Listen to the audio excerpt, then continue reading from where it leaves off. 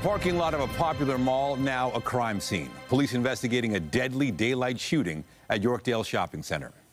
Good afternoon. A man was shot and killed in the Yorkdale parking lot this morning. Police say it is early in their investigation and they're urging anyone involved to come forward. CTV's Janice Golding is live at the scene with the latest. Janice.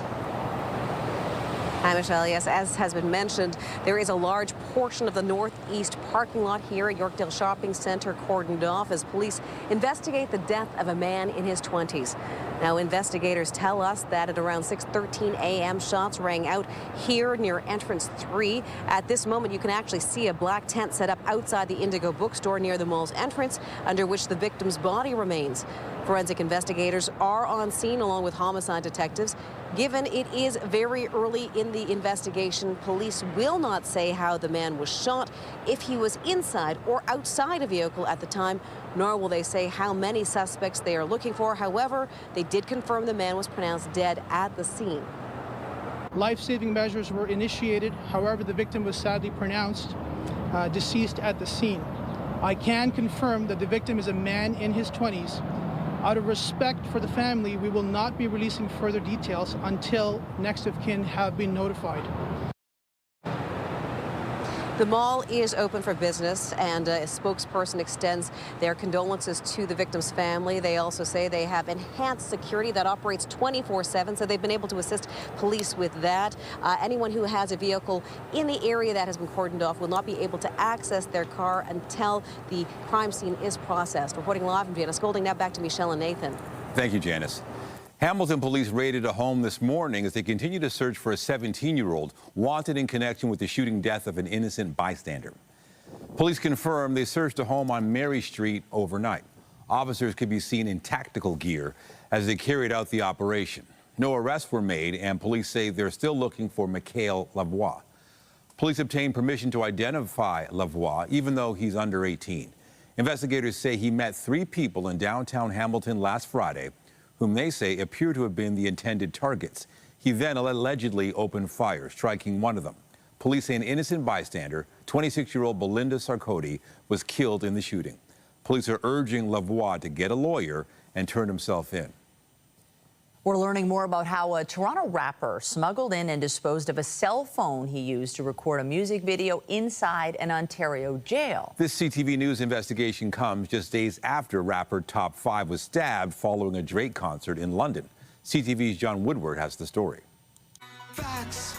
Man, you wanna know some facts? That's Toronto rapper Top 5 in his infamous music video recorded behind bars in Maplehurst Correctional Complex, where he was awaiting trial for murder. And that's despite guards hunting furiously for his camera, according to an investigation report obtained by CTV News through a Freedom of Information request. It says they investigated after seeing pictures on social media of Top 5, whose real name is Hassan Ali, in an orange jumpsuit. They stopped one camera in May 2022 when a visitor concealed a cell phone in her bra and smuggled it into the visiting area. The visitor was banned.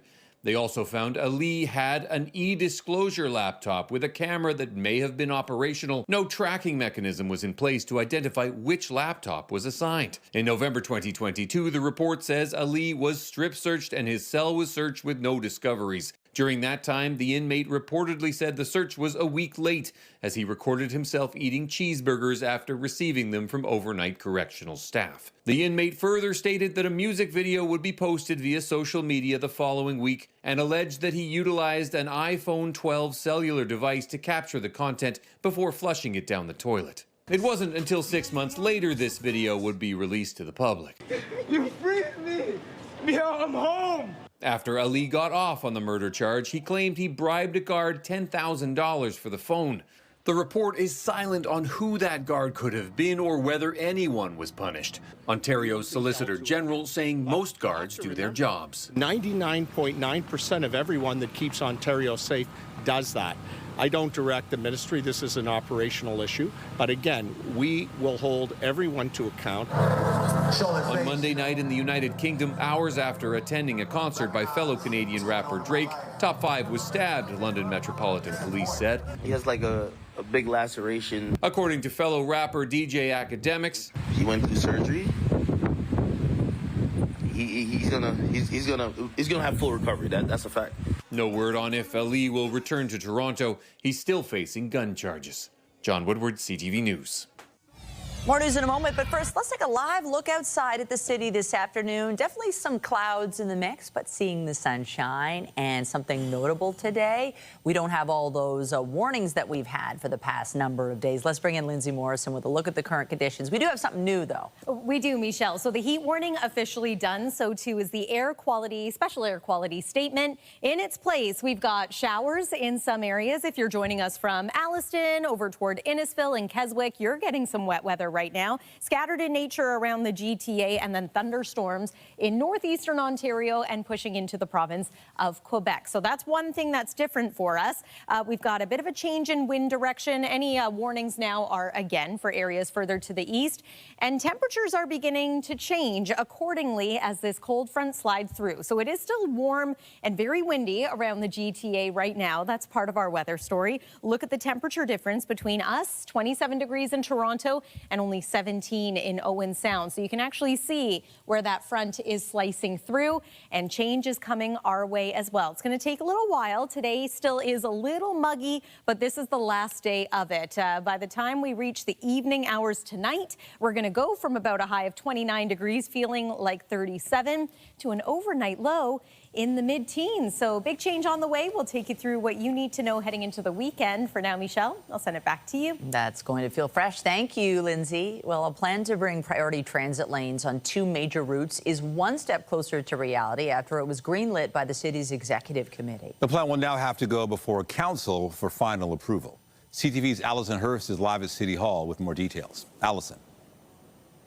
Nathan, the implementation of this new plan, which was approved by Mayor Olivia Council's Executive Council, is expected to cost $8 million. The scaled-down plan includes installing priority transit lanes on Bathurst and Dufferin south of Bloor. The initial proposal included lanes north of Bloor to Eglinton Avenue west on Bathurst and to Wilson Avenue on Dufferin, but that was dropped amid pushback from retailers along the stretch of Bathurst in the Annex, who said they would be negatively affected by the bus lanes. Transit advocates, meantime, have expressed disappointment over the watered-down plan, especially since staff have not indicated a specific timeline for when transit lanes north of Bloor on these 2 major roads would be revisited.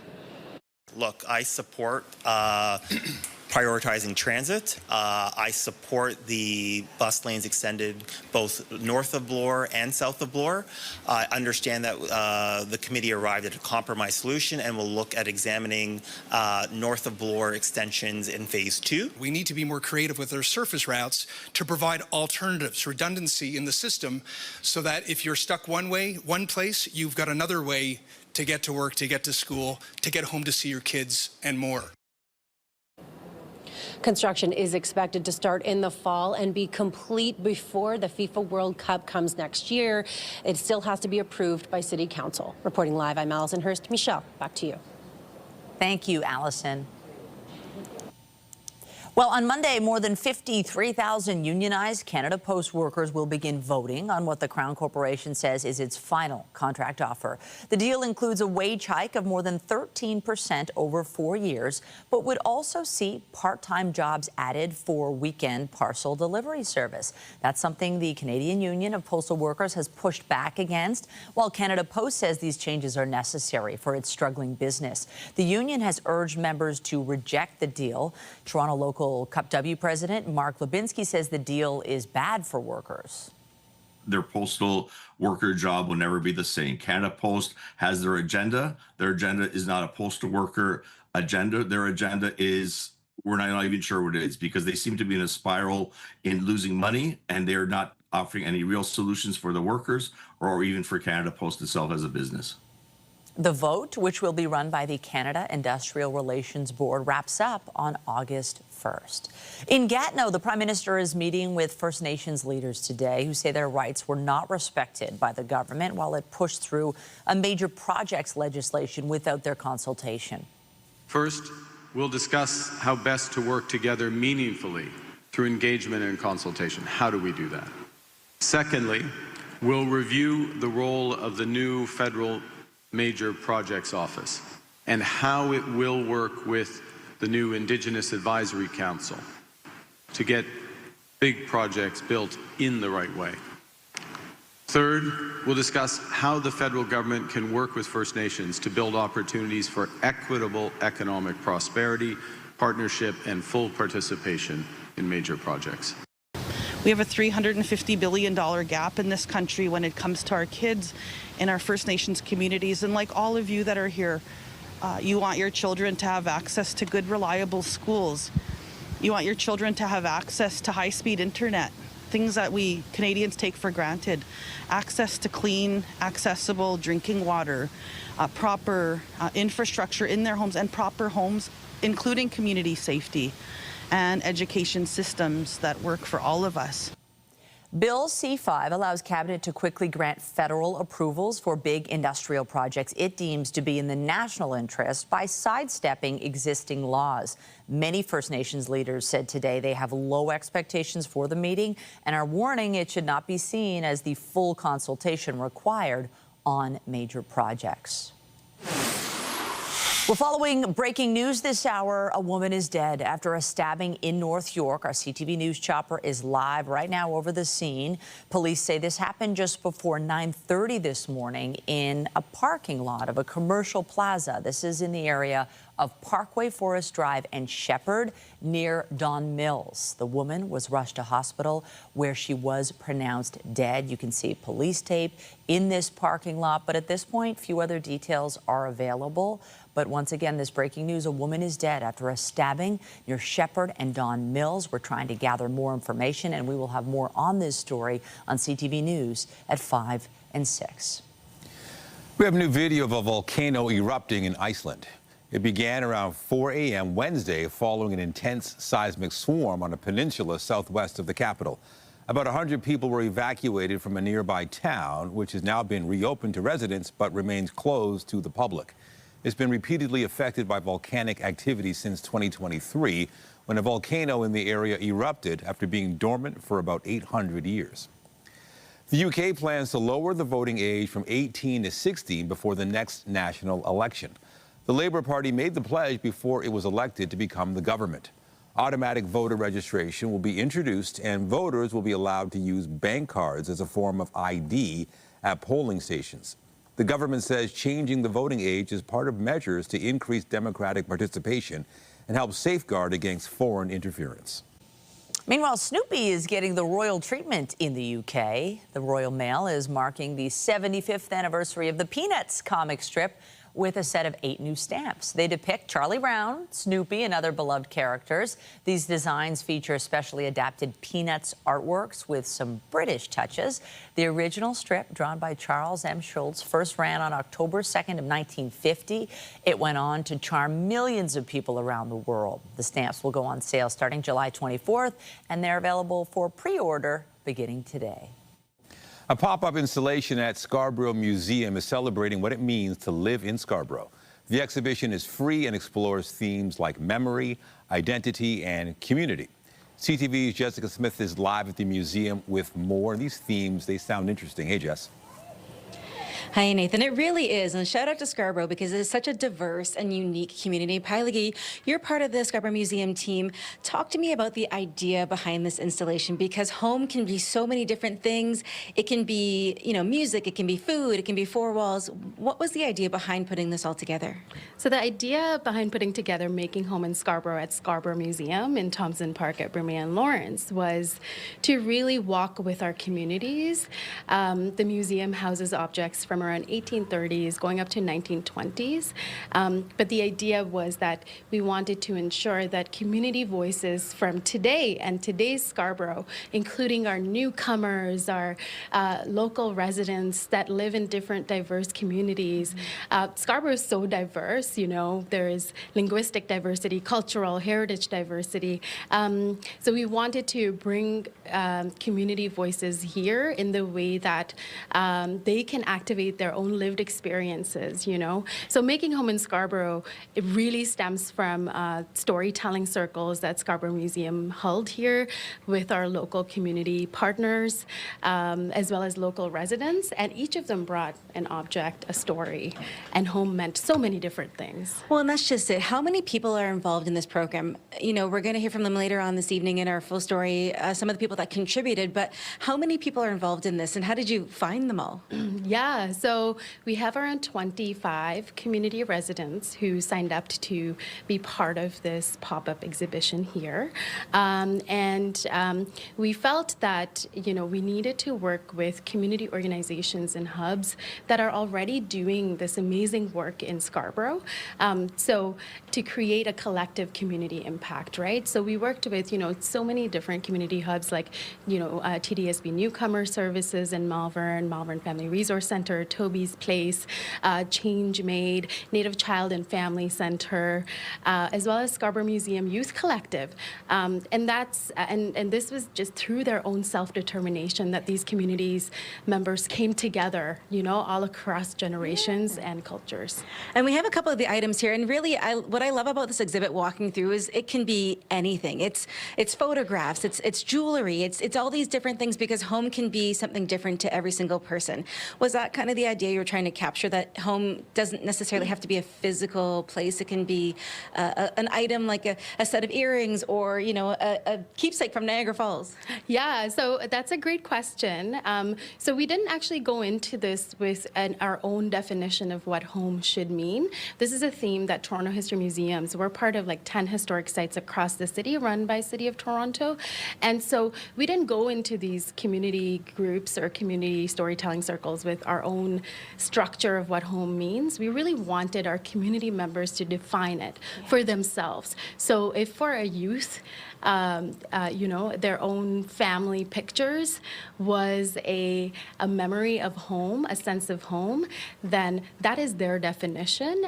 They also curated the objects throughout the museum. So we, as a museum, truly took a step back and worked with our communities and walked with them for them to identify, okay, I do want my, you know, earrings that holds meaning to me in this part of the museum because I connect to this part of the museum. Personal. It's very personal. It's very, And you can come down and check it out for free. It's going to be here until the new year, right? January 2026. So, Pailagi, thank you so much. We're going to send things back aside to Lindsay, because Lindsay, it's a little bit hot in here. It's a little bit hot outside, so I'm going to hand it over to you to explain what is going on.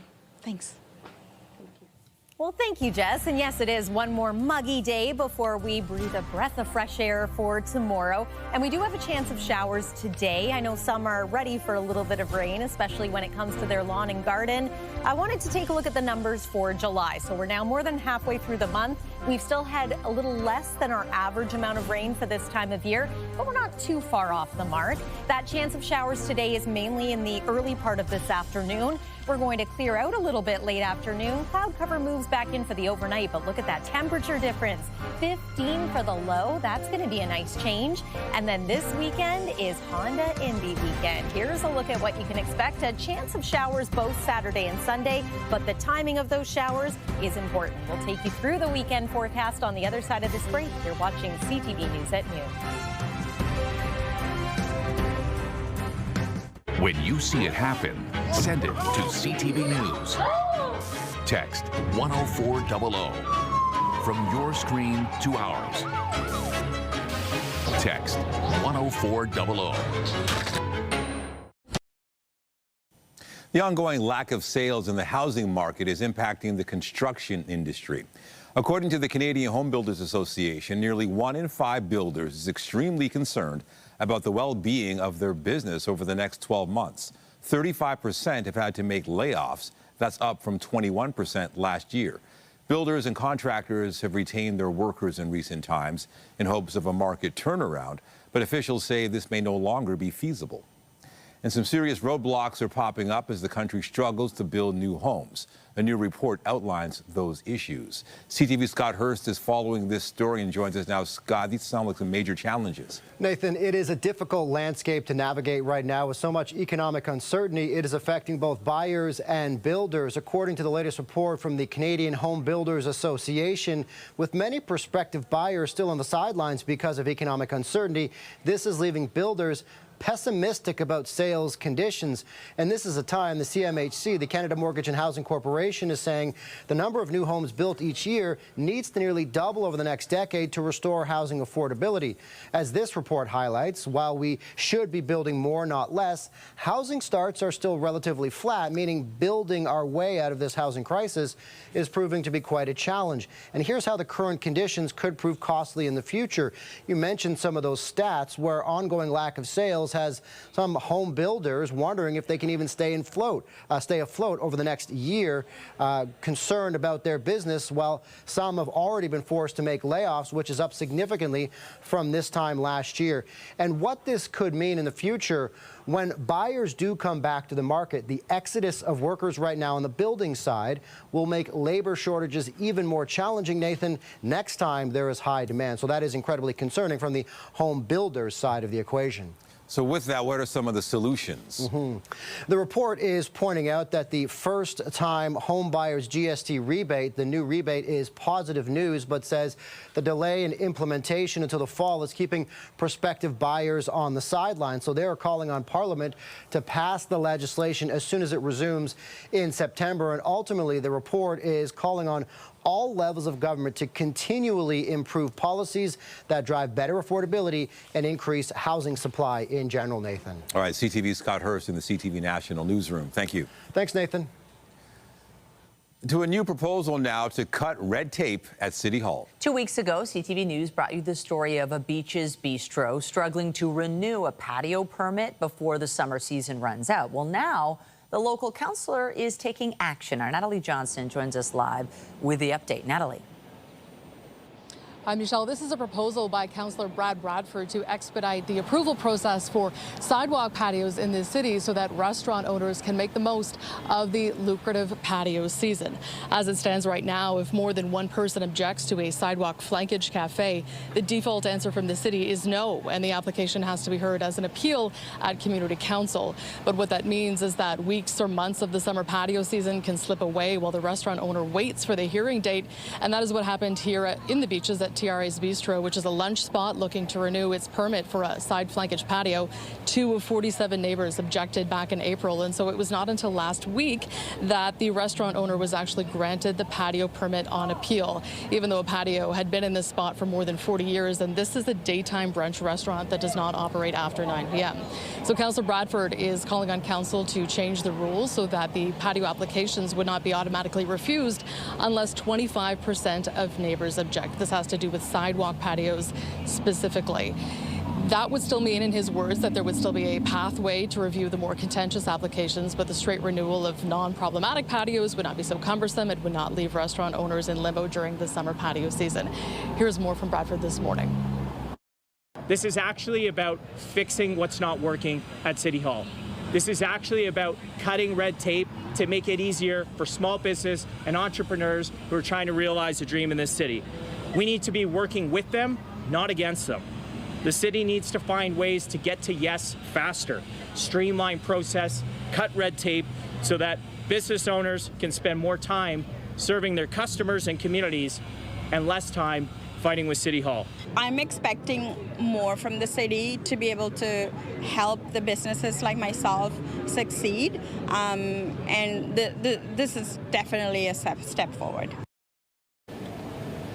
Now, Bradford's proposal will still have to be approved by full council next week. The owner here at TRA's Brunch and Bistro now has her permit in hand for this season, hoping that these rules change so that she has no problem making the most of patio season next summer. Reporting live, I'm Natalie Johnson. Nathan and Michelle, over to you. Thank you, Natalie. You know, looking at the patio, can't help you but help think that this is great patio weather, be it breakfast, lunch, or dinner. It really is nice, and especially with it not being as hot as it's been, although it still is, you know, especially with the humidity, hot. But I guess the question is, might some thunder showers and rain kind of rain on their plans? Yeah, it's still in our forecast, so we're still calling on the possibility of maybe a passing shower, but it looks like any severe thunderstorms will stay out of the GTA. That has to do with the timing of the cold front and just the dynamics. It's now looking more like an eastern and northeastern Ontario type of setup for this afternoon. We are going to see the heat and humidity break this afternoon. You're going to notice it later tonight. You are really going to notice it tomorrow. Weather is brought to you by the Presler Law Firm. Injury lawyers, you don't pay unless they win. One more muggy start this morning. This is what the waterfront area looked like early on. Certainly one big change today, a little more in the way of cloud cover, especially early on. And we have had some showers in and around the GTA. But again, the more active weather, the more severe thunderstorms are well to our east and to our north. Here's what that looks like right now on our watches and warnings map. Severe thunderstorm watches, some warnings, and a rainfall warning for areas even further north. I do want to mention that at one point late this morning, there was also a tornado warning near the Quebec border, but those cells look to be showing less in the way of rotation. Here's what we're dealing with around the GTA. Still some wet weather to our north, some clearing happening behind the front, and we expect to see some sun a little later this afternoon. So it's not an all-day cloudy kind of day, but we'll hold on to the chance of showers, especially through the early part of the afternoon. And then further clearing is expected into the day tomorrow. High pressure will be at play. That means sunshine. And for those of you waiting for a little relief from the heat we've experienced for about a week now, it's coming. There's around 3 p.m., so I just wanted to show you that sunshine that's anticipated around the Golden Horseshoe. Increase in cloud as we make our way into the night tonight, but should stay dry for anyone hoping to hit up a patio.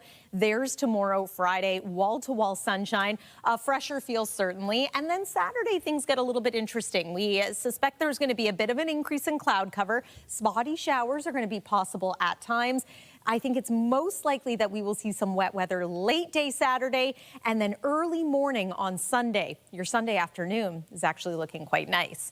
Temperature-wise, you can see the difference. Again, all the greens versus the orange. So we're still in the orange or the warm sector, if you will, right now in the GTA. Our forecast high for today is 29 degrees. That will feel more like 37. And then into the evening hours, notice how we remain in the 20s for the awake hours this evening. It's into overnight that we drop into the teens, perhaps as low as about 15 degrees in Toronto. Look at Peterborough, 9-7 in Bancroft. What a difference. And then tomorrow, you're going to notice a difference too. Temperatures in the low to mid 20s, very low humidity. So get outside, maybe enjoy some of those outdoor activities that you've been putting off because it's just been too hot and muggy. Friday is your day.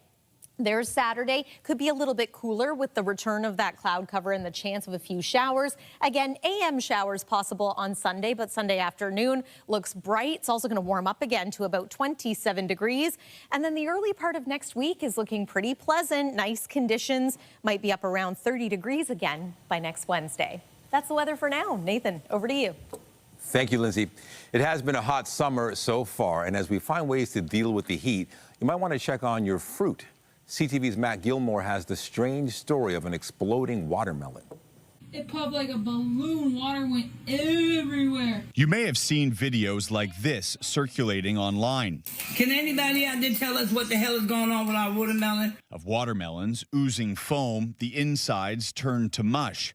One CTV viewer who wished to remain anonymous because of his work sent us these pictures of a watermelon he bought earlier this month that exploded on his kitchen counter hours after he brought it home from the store. It's actually a very natural process of fermentation, basically. Food industry expert Sylvain Charlebois says it's actually not uncommon for watermelons to explode during extreme heat. Sugar gets converted into gas inside the watermelon when it gets really, really hot, especially in the summer. And because the peel is thick and airtight, pressure can quickly build. You can easily make a natural bomb out of it because it's so tight and the gas will stay inside. Charlebois says it's a good idea to check watermelons for bumps or dents before buying them. Signs the watermelon has already started to ferment, usually because of a mistake during transportation. Sometimes there's a breach in the cold chain, which could actually trigger the process of fermentation prematurely. So by the time the product gets to the store, it's already too late. It's most likely the reason this watermelon exploded shortly after it was brought home.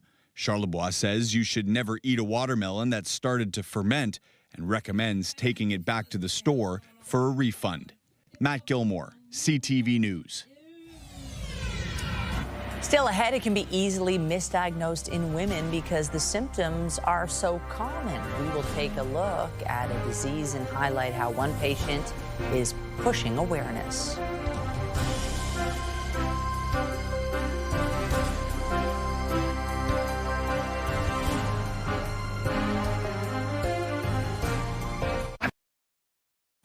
Sjögren's disease affects hundreds of thousands of Canadians. The majority are women, but as CTV's health reporter Pauline Chan tells us, a lack of awareness could mean there are many more who are undiagnosed. A decade ago, Leanne Elnicki had a really slow recovery after a challenging bike race. Unfortunately, I was kind of gaslit, like I was looked at and said, oh, there's nothing wrong with you. It's not until she had dental problems years later that she was diagnosed with Sjögren's disease. About 1% of the population has Sjögren's disease, so in Canada, that's about 400,000 people. It is an autoimmune disease, but we don't know what triggers it. And it has a multitude of possible symptoms. It starts off with the 4 hallmark symptoms of dry eyes, dry mouth, joint pain, and excessive fatigue. But Dr. Leslie Lang says patients, who are mainly postmenopausal women, are often dismissed, leading to years of suffering before they are correctly diagnosed. Elnicki says dry mouth sounds minor to some people. When you're not producing the same amount of saliva, your teeth aren't as protected against bacteria. So unfortunately, I'm 52 years old and I'm looking at getting dentures now because I've lost all of my molars. And it's embarrassing. It's really, it makes you self-conscious, as well as there are just foods that you can't enjoy anymore. A lot of times when you're missing teeth, the assumptions that people jump to are incredible. Like I've outright been accused of being a drug user. And there's no treatment, just management of symptoms. There are medications that people can take to help with joint and body pain. There are medications that people can take to help with dry eyes, dry mouth, etc. So in some cases, it means going to multiple specialists. And there are serious long-term implications. It affects the lungs, it affects the heart, there are cardiac issues, obviously with dry mouth, it's trouble with swallowing food. So the gastrointestinal features, liver features, and there's a greater chance of getting lymphoma and cancers. Elnicki says people experiencing symptoms need to push for a proper diagnosis because awareness of Sjögren's disease is low, even in the medical community. Pauline Chan, CTV News. E-scooter injuries are on the rise across the country.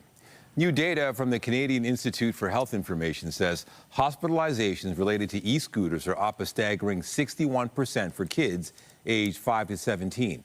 The agency also says hospitalizations for adult women shot up by 60% and by 22% for men. In most cases, the riders who end up in the ER were not wearing helmets. Back in June, Toronto's Sick Kids Hospital also warned about a dramatic increase in emergency department visits related to e-scooters. The Toronto Drop-In Network says there has been a shocking increase in overdoses since the province moved to close supervised consumption sites near schools and daycares. Several sites were closed in March, and since then, the Drop-In Network, which works with people experiencing homelessness, has been tracking overdoses at drop-in programs. As of June, it says there was a 288% jump in such overdoses. Sarah Oven with the Toronto Overdose Prevention Society says there is a direct link to the closure of so-called safe consumption sites. Closing safe consumption sites does not make people disappear. These people do not just go poof into thin air when you close these sites. They go somewhere and they still have struggles. And I will also add, the line that the Ford government was giving around the heart hubs and all these heart hubs being open April 1st, this smooth transition with the sites closing is absolutely false. None of what has promised is available still to this day, and we're, 4 months later. Health Minister Sylvia Jones has previously said communities and families across Ontario made it clear drug injection sites near schools and childcare centres make communities unsafe. Her office released a statement which reads in part, "Our government's focus is on offering people struggling with mental health and addictions challenges a pathway to treatment, not giving them tools to use illicit drugs. We are building a system of care focused on connecting people to treatment, support and recovery, investing $550 million to build 28 new homelessness and addiction recovery treatment hubs across the province, also known as Heart Hubs. Hubs provide people facing mental health challenges with 24/7 support to connect them with treatment and recovery options while giving them support to break the cycle of addiction." A group of doctors is warning poor air quality can cause long-term adverse health effects. The Quebec chapter of the Canadian Association of Physicians for the Environment says exposure to fine particles can affect every organ in the body, and that can increase the risk of everything from premature dementia to lung, heart, and kidney problems. Young and healthy people will experience minor effects such as stinging eyes or a sore throat, but those with heart or lung issues need to be extra careful since they're more prone to complications. People are advised to avoid strenuous exercise during smog episodes, as well as limit time outdoors and close windows when inside. Properly fitted N95 masks can also help. Public health officials in Hamilton are advising the public about potential exposure to measles last week. Anyone at the following locations during certain times may have been exposed to the virus without their knowledge. Service Ontario on Charlottetown Avenue West on July 17th. Costco on Legend Court on the 7th. Upper Gauge Clinic and Gauge Pharmacy and Upper Gauge Avenue on July 9th, and Service Ontario on King Street West on the 9th. People are being urged to watch for symptoms. The warning stems from 2 confirmed cases in the city of Hamilton, both from the same household, and both are travel related. People are being urged to watch for symptoms. Still to come, fire department false alarms come with a hefty fine. One man was charged $1,700 but claims it wasn't him. That story after the break. Get Toronto's top stories, breaking news alerts, and watch live. Download the CTV News app. Toronto Fire Services respond to false alarm calls every day, which can total thousands of nuisance calls each year. Sending out fire trucks and crews is expensive, which is why if you're responsible for a false alarm, you could get a bill. CTV's Pat Foran has this consumer alert. Do you feel you set off the alarm? No, I would have heard it. Mike Westerfeld rents a unit in this Toronto condominium. He says there have been problems in the past with people maliciously pulling fire alarms, causing the fire department to show up with no fire to put out. The building has cameras, smoke detectors, and fire alarms in the hallways. And he says in February he was told the alarm outside his unit went off because he was cooking and smoke filled the hallway. He says he doesn't recall that happening. I know I didn't set the alarm off because it didn't go off. I didn't hear it. And if it would have went off, it rings in the apartment. Westerfeld says his landlord received a bill for $1,680 from the Toronto Fire Department for a nuisance false alarm. It's a bill he'll have to pay. If they said that they seen smoke coming out of my apartment, why did they not come up to the unit to make sure that there was no fire in my unit? Toronto Fire Services says false alarms tie up staff and fire trucks and keep the fire department away from legitimate fire calls. It says the false alarm charges are to make sure the city's resources are being used effectively and efficiently. In a statement, a spokesperson told CTV News if Toronto Fire Services responds to a false fire alarm, the owner is responsible for paying the fee the city charges for that response. CTV News reached out to management of the building, and the property manager said it was very clear there was smoke coming from the unit, and the fire department was there specifically for that unit. Westfeld says he rarely uses his stove and does not recall cooking anything that resulted in smoke drifting into the hallway. They say I did. I'm saying I didn't. The fees for malicious or false alarms are listed on the City of Toronto's website. The city does have an application for reimbursement of false alarm administration fees. Westerfeld would like to have the charges he's being asked to pay reviewed because he feels he shouldn't have to pay them. I can't afford it. I really can't. Pat Foran, CTV News. A stark new report out this morning is warning Canada is already in a recession and job losses could soon start piling up. Oxford Economics forecast plans to ramp up Canadian defense spending will be a boost for the economy this year, but won't be enough to pull the economy out of a downturn that it thinks started last quarter. Oxford says the economy could lose 140,000 jobs through the rest of the year as sectors beyond those directly hit by U.S. tariffs start to see layoffs. New analysis estimates Canada could add 30,000 more housing starts annually by eliminating interprovincial trade barriers. The Canada Mortgage and Housing Corporation says that would push the total number of housing starts close to 280,000 over time and represent a meaningful step towards fixing Canada's housing supply gap. But the CMHC insists in order to do that, interprovincial constraints holding back west-east transportation infrastructure must be reduced. That would help maximize the use of domestic materials across the country. Shea Gilgeous-Alexander has another major trophy to add to his case. And the SB goes to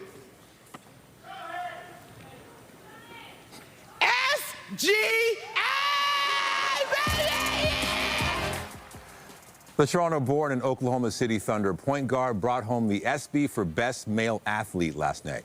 Gilgeous-Alexander led the Thunder to their first NBA championship and the league's best record. He also swept most major individual NBA awards.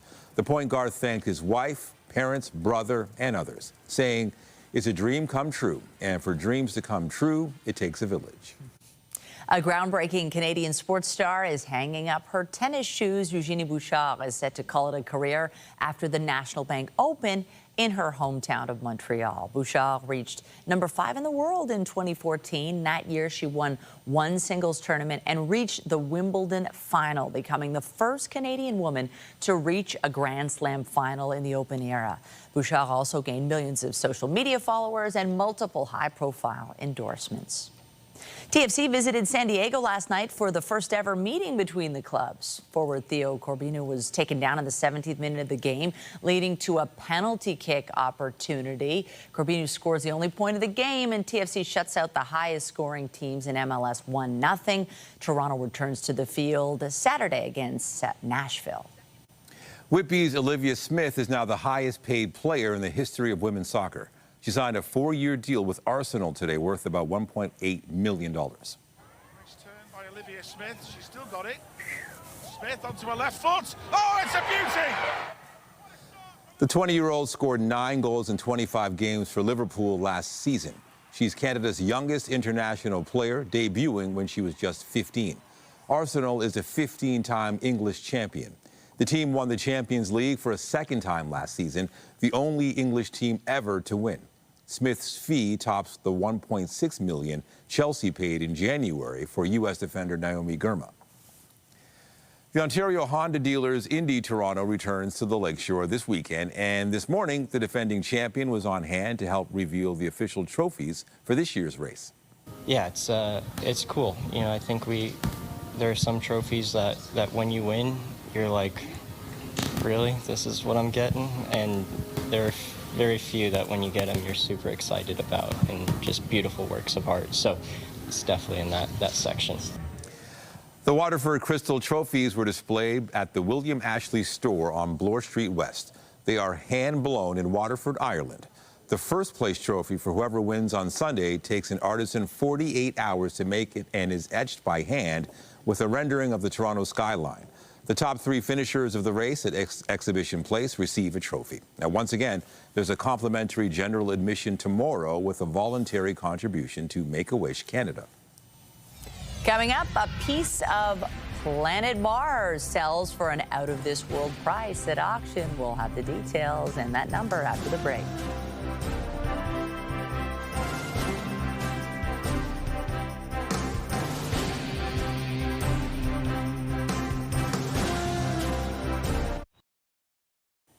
The largest piece of Mars that has ever been found on Earth just sold for a meteoric price at an auction in New York. The 25-kilogram rock went for over $5 million US. It had been found at the Sahara Desert in 2023 by meteorite hunters and is believed to have been blown off the side of Mars's surface in an asteroid strike. The rock is also about 70% larger than the next biggest piece of Mars, and it represents almost 7% of all Martian material here on Earth. Who would have thought? Look at that. Wouldn't it be cool to touch it just to see what, Mars feels like? Wow. And $7 million? Yeah, I don't think they'll be letting anybody touch it, not without gloves. Weather-wise, take us into the afternoon and the weekend, too. Well, here on Earth, we have another round of showers possible in some parts of the GTA as we make our way through the early part of the afternoon. Right now, if you're joining us from Richmond Hill over towards Stouffville, Port Perry, you are seeing some wet weather. A couple of sprinkles downtown Toronto. Again, this is going to continue to slide southeastward and then move on out. So it's not going to be a washout of an afternoon by any means. In fact, the evening's looking not bad at all. Let's talk about tomorrow. Big change in the temperature. 24 degrees is what we're forecasting for Toronto. Going to be even cooler in some areas. And I just want to remind you now that our average daytime high this time of year is 27 degrees. So suddenly we are below seasonal for a couple of days. But don't worry, the heat returns. There's one more look at your weekend forecast and the early part of next week. Nathan and Michelle. Thanks, Lindsay. And that's CTV News at noon. Remember, you can get Toronto's breaking news all day long on CP24 and at ctvnewstoronto.ca. For Lindsay Morrison and all of us here, have a pleasant afternoon. I'm Michelle Duday. And I'm Nathan Downer. Be sure to join us later for CTV News at 5 and 6. Take care.